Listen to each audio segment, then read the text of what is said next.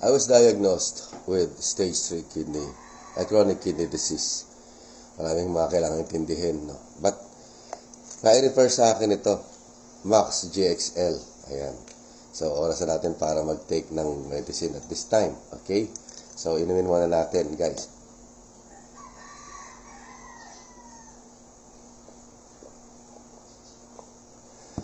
Akala ko nung una, siya yung para mga commercial na glutathione. The difference with Max GXL pala is, yung kanyang formulation is not glutathione.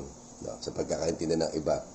Ang formulation niya is to create naturally glutathione na pinoproduce ng ating kidney. Ang ganda niya, guys. I just finished a bottle, no? Second bottle ko pa lang ito. But nakakaramdam na ako ng big difference. Diyan yung aking mga test.